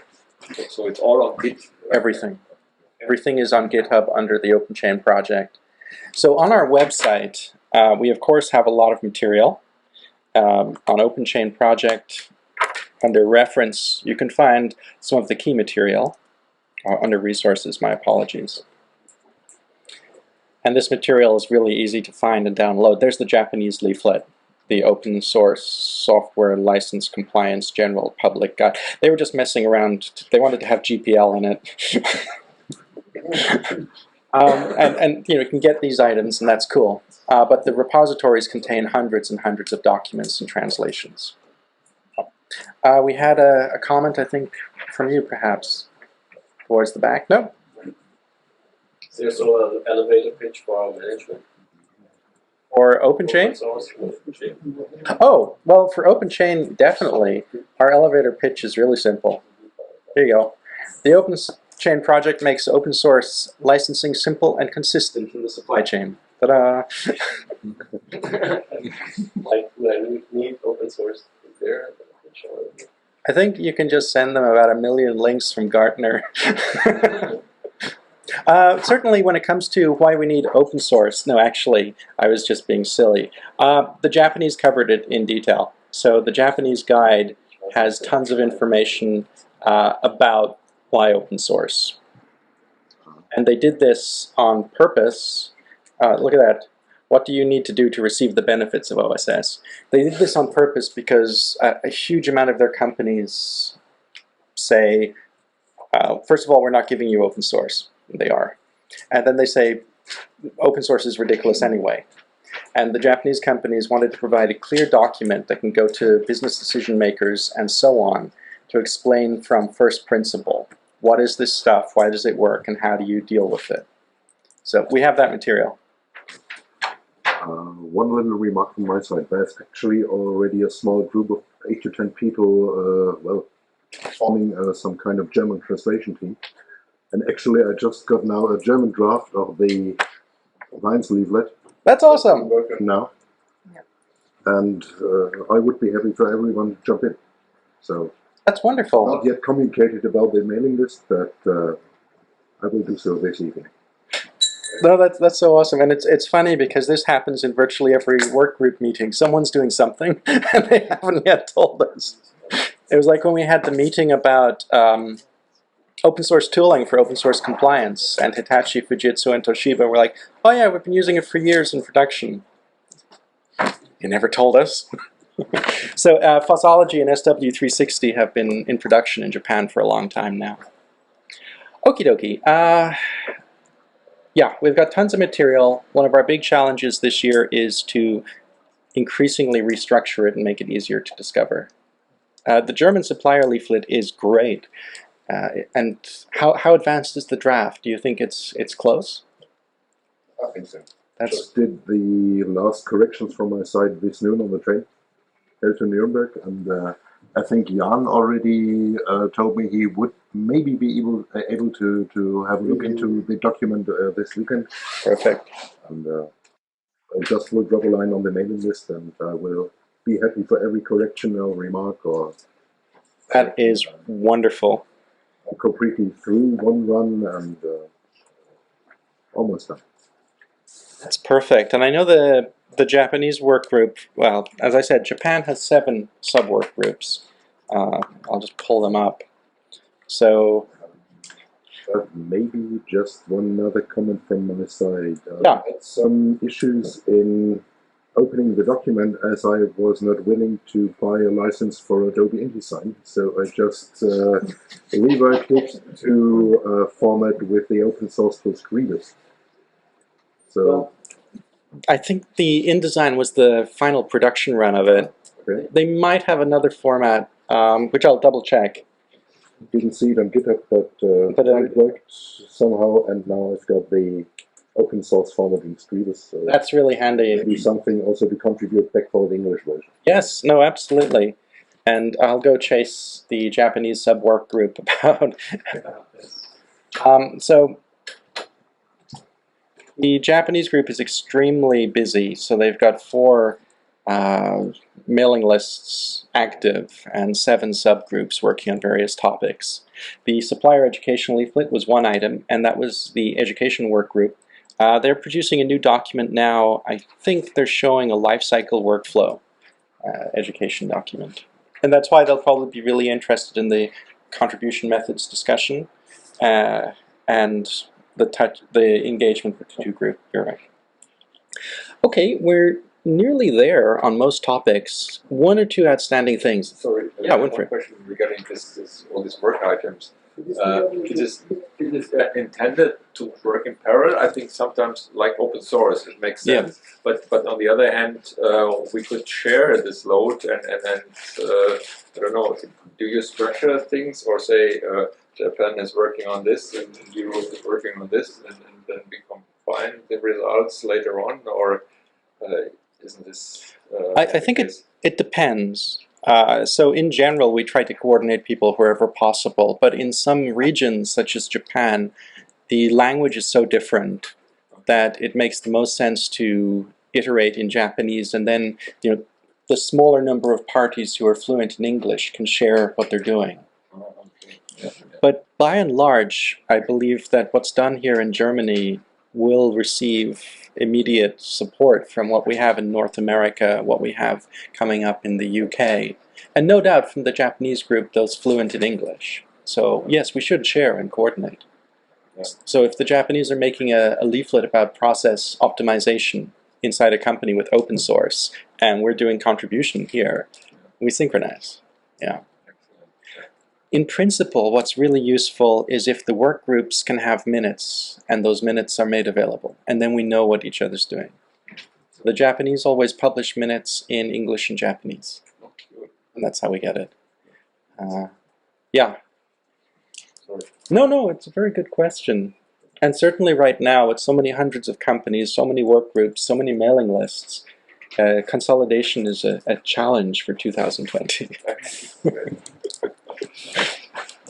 Then probably makes sense for the host to do the minutes as well, right? Yeah, that's right. I'm going to make that an official job. Yes, I'm literally adding that. So I'm doing basic minutes today, but yeah, everything. I like how you think. Oh, I haven't signed it. Thank you. We're a whole group of technology companies, and look how we're recording this. This is an agent. This is one of those things. Yeah. So for those on the line, we have an attendance list which is handwritten on a piece of paper. Done. Okay, so we're hitting the point where we can just chill out and relax, but I wanted to touch on 1 or 2 items because we have some guests. So Keith is here from OIN, and I wanted to touch a little bit on the patent situation today, because maybe you can give us some insight on what we should watch for on the patent side in 2020 first half? Yeah, sure. Some of you are already part of the community, and we welcome those of you who aren't. We continue to grow. 3,100 and I think 83 companies are now part of the community. Mike, please. Okay. Oh, I think I have one there. Yeah. Sorry. Yes, also one. Yes. Yeah. Yeah. So, we're spending a lot of time, we have been up until quite recently, spending a lot of time in China. I think I did 11 trips last year, and my colleagues probably did 4 or 5, 6 trips, spending a lot of time in Japan. We're partnering with OpenChain. The complementarity is obvious, and for those of you who don't know, Shane has been very instrumental in growing our community because he worked with me for 6+ years, managing licensing activity, and I think the authenticity and kind of the connection that he forms here with you and with the companies from Asia and elsewhere in the world. I think that authenticity is something that's been very important to the success that OINs have and the effectiveness that we've had in limiting risk associated with patents. Those of you who are following what OIN's done, and if you're looking at Microsoft, clearly Microsoft's made a significant journey from being the most successful proprietary software company in the world to now recognizing its need for interdependence and its the importance of its cloud business and its connection with obviously the GitHub acquisition. So many things that it's doing now are making up for lost time in terms of going from being an antagonist to now being a company that is trying to look for ways to work together. And so I think the risk reduction of them joining OIN and becoming a licensee 15 months ago has certainly allowed us to change some of the things we do and pivot a bit to not have to use a lot of money to kind of thwart them, but rather use money to do other things. We formed something in a very purposeful way, and I got Microsoft and IBM to be shoulder to shoulder on something that I want symbolically and actually to be relevant. There's an open source zone that's been formed within something called Unified Patents, which is a vehicle to attack poor quality patents and neutralize their impact that are patents held by non-practicing entities. A lot of these patents are going to be ones in the US, but there'll be some patents in Europe and China as well that they go after. And so Microsoft, IBM, OIN, and the Linux Foundation got together to fund this activity, this initiative. That's what we announced in November of last year. We are looking at evolving and how we should evolve the Linux system definition to the scope and cross-license. What's happening with Hyperledger and the code that's being produced in blockchain for ledgering. Is that going to be an area where there's going to be a flashpoint litigation?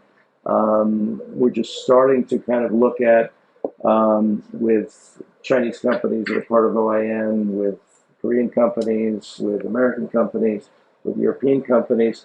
I think the evolution of RISC-V is something that's very interesting to companies, and so we're not at the point where we're putting that in Linux system definition yet, but it's a very interesting topic for discussion. And so what we've done to try and bring the outside in and ensure that our Linux system definition, the cross-license scope, is one that is very much consistent with what the broader community would like to see. I mean, it started out that OIN 6 companies, and now it's 8 companies, could kind of cover the world in terms of understanding where open source and Linux were going. But with the pace of development, and part of it's attributable to Linux Foundation and other organizations doing such a good job in managing projects, getting them off the ground, and then driving them forward, and companies like yours represented here participating in those projects,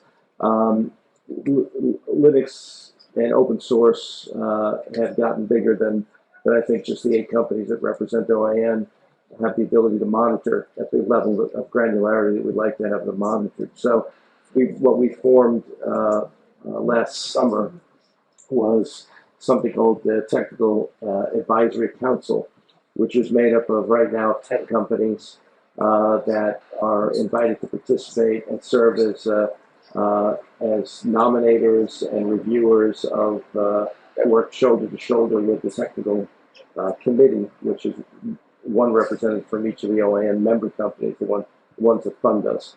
And so this collection of companies that makes up this council, we expect will expand over the next couple of years as more financial services institutions come into, and they redefine themselves as technology companies, kind of like car companies. Car companies kind of got into the pattern of probably eating their food pre-chewed, and tier one's kind of like that approach. Nothing against Bosch and other companies that are here that have been feeding these companies, but you no longer just come in with a book and say this is what the 7 Series looks like, or the 5 Series, whatever car company you're talking about. But there's much more interactiveness, and there's much more of a technology vision that's developed by car companies as they interact with tier ones. It makes for some stresses in the relationships, but that's good for the overall relationship, because when they come back together, it'll be a tighter relationship, and there's more sophistication because both parties are actually looking at and developing roadmaps around where technology is going and what they're going to be able to deliver to customers. As auto companies go from being shrink, kind of unfortunately slipping into this metal bending paradigm, and now reemerging as technology companies. And I've had this conversation with Siemens and others, and the rail cars, that's not a fun business if you don't own what happens inside the rail car. Shaping rail cars, you want to own the technology that the rails run on, the controllers, the switching, the network management, all those components. Just like LF Energy is now attracting a whole series of distributors and generators to be able to participate in re-architecting power networks.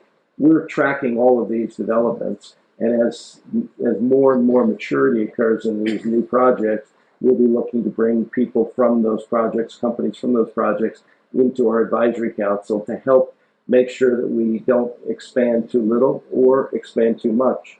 We want to be able to really cover the core technologies, and that will help with reducing the risk that I think everybody wants to eliminate, and reduce friction so that freedom prevails. OAN's always about creating an opportunity for people to have choice, freedom of choice about what technologies they want to use, because it's the best technology in the company's own assessment, rather than because someone is holding a patent hammer over their head. And so this continues to be what we're about. And the RISC-V discussion, I'd invite anybody to, OAN's inevitable. And so, as I told Microsoft 11 years ago, it's not that that they can hold out forever and not join. And most companies here that are not participants, I don't care whether you're a licensee or not a licensee, we want good ideas and people who have a perspective on things like RISC-V and other code that we should be including in the Linux system definition. The broader dialogue is what's most important to me.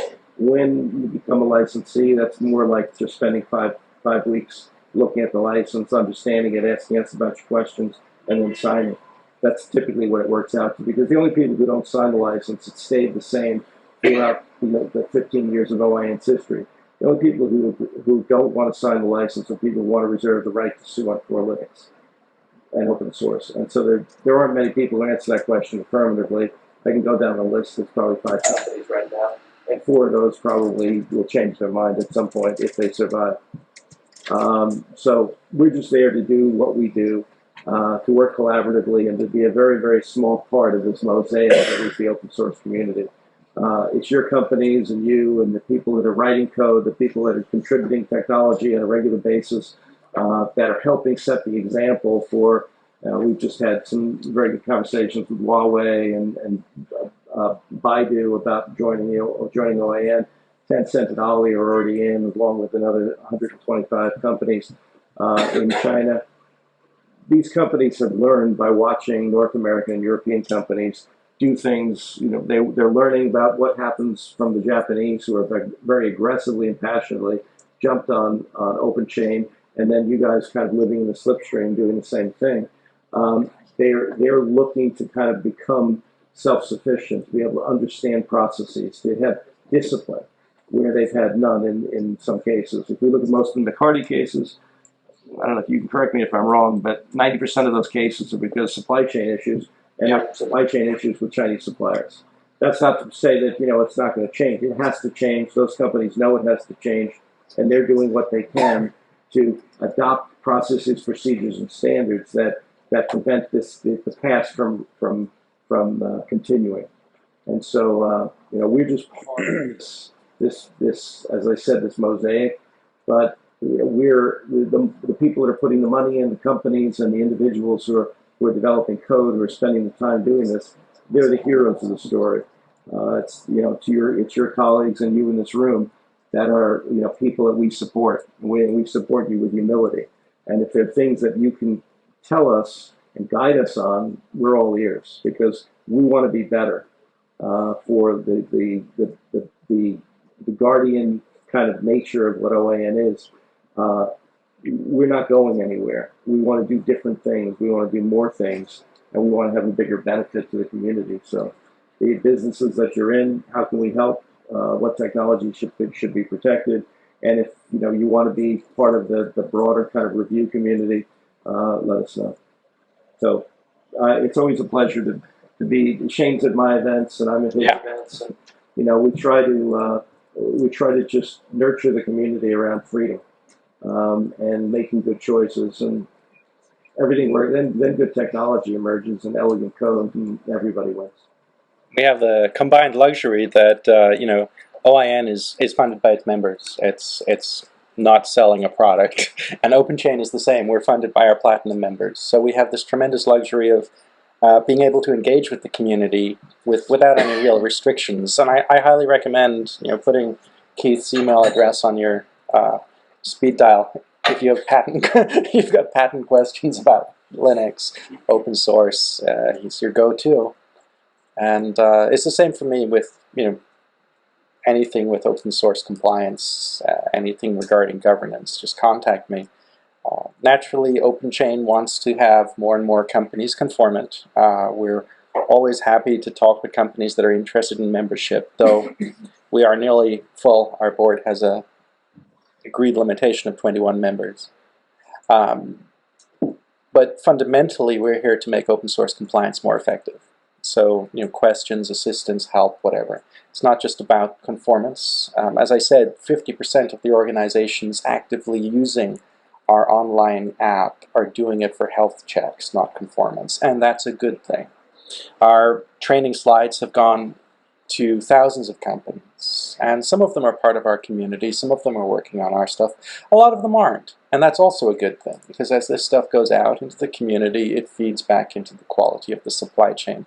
And Keith, I think it's true as well for OIN, isn't it, that it's much broader than just protecting the Linux system. There's a lot of making sure people know what's happening, know what's a good option, and learning different sectors. Yeah, every situation is a little bit different. When somebody gets attacked, even if it's some kind of stupid litigation like the GNOME Foundation is subject to, it's how do you organize, the Kickstarter activities that we are supporting to try and raise more capital for them so they can sustain the cost of defense, because they want to carry this to term. They could have already been out of this for next year, because that's the way this particular troll works.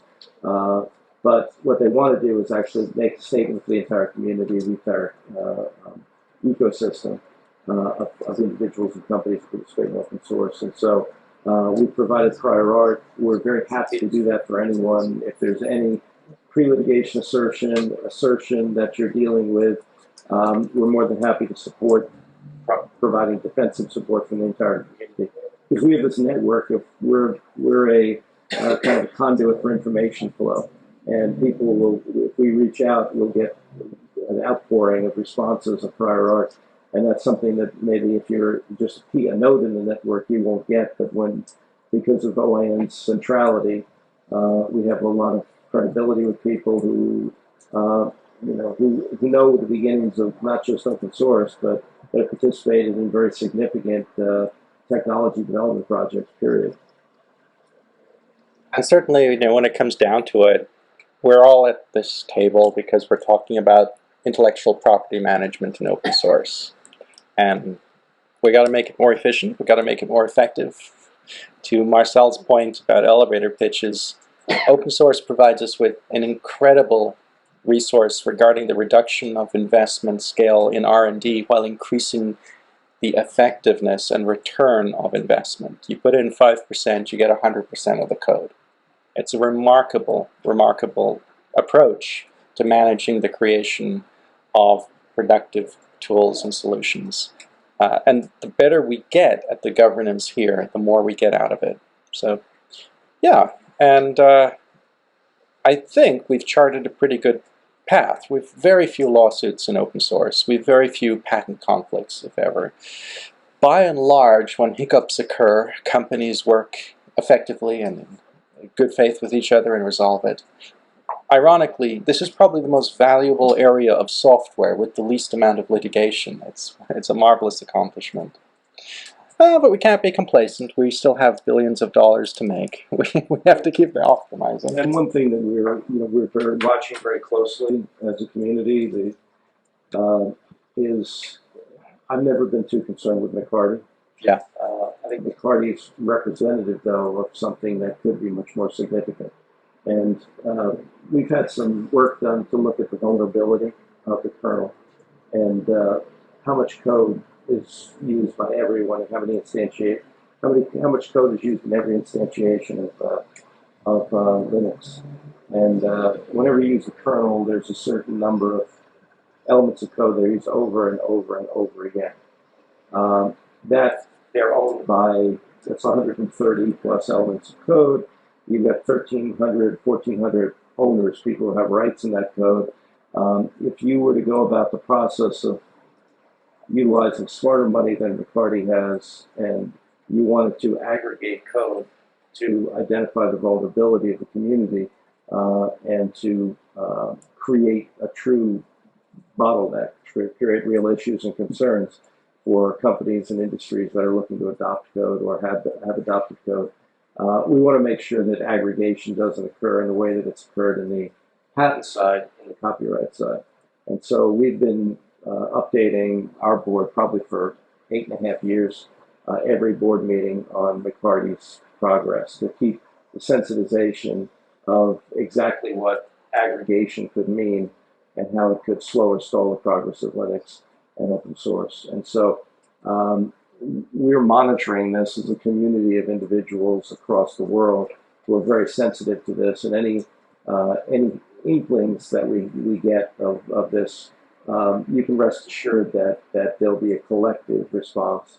Linux Foundation, OIN, other organizations that are focused on this, because we can't afford to allow these subluxations or bottlenecks to exist to be able to thwart the development. Because you think about it's unimaginable where we are right now in terms of how broad-based the use of open source is, such that every electronic touch that we have, no matter whether we use iOS or anything else, it may look proprietary, but there's open in there.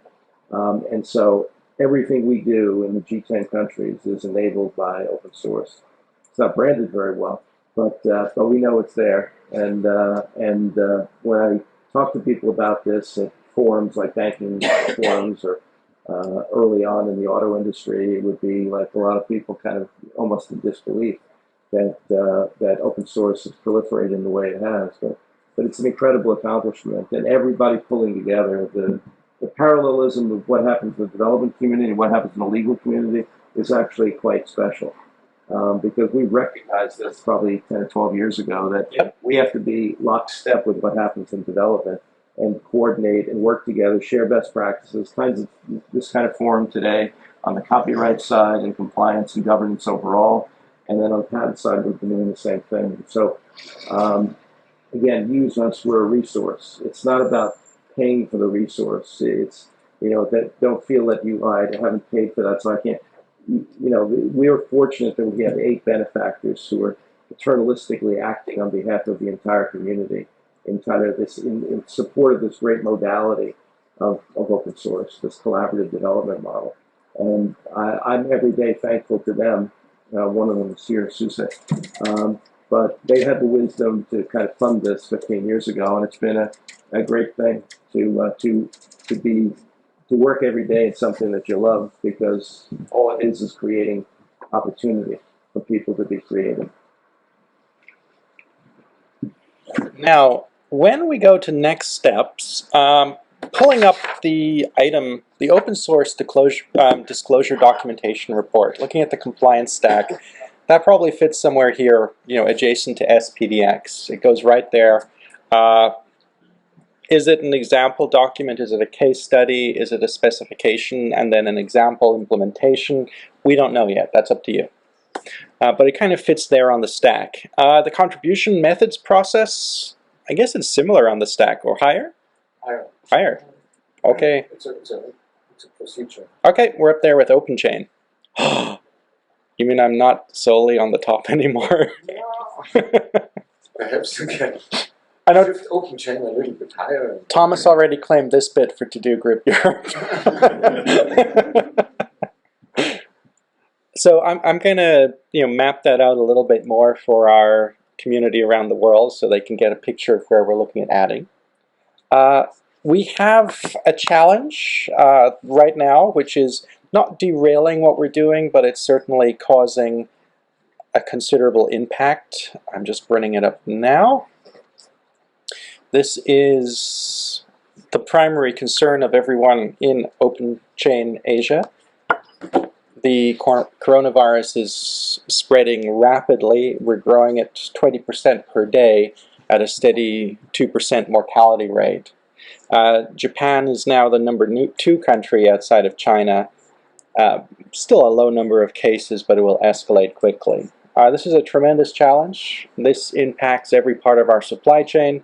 It also impacts our ability to go and share knowledge with people. I'm looking for alternatives. I'm going to be leaning on my member companies to talk about how we do remote communication, remote meetings, and so on. But that's definitely the most important challenge we face. We face it in not only in OpenChain, but elsewhere. For 8-9 years now, OIN has run the Asian Legal Network, often dinners and so on to bring people together. I've worked with Keith on this all the time. We had an Asian Legal Network first conference scheduled for March 17th in Singapore, and we've had to push that back to fall. So we're being impacted as a community. Just today, I talked with Xiaomi, and we're going to probably push back or change the Chinese meeting in March. We might do a remote meeting. Everything's a bit of a hectic item. But the most important thing is, hopefully, all of our contributors, their friends and families will be okay as this plays out.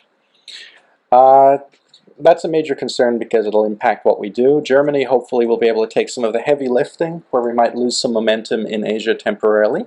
And I think the idea of having the disclosure documentation report and then having the processes for contribution will be a tremendous global contribution from this group.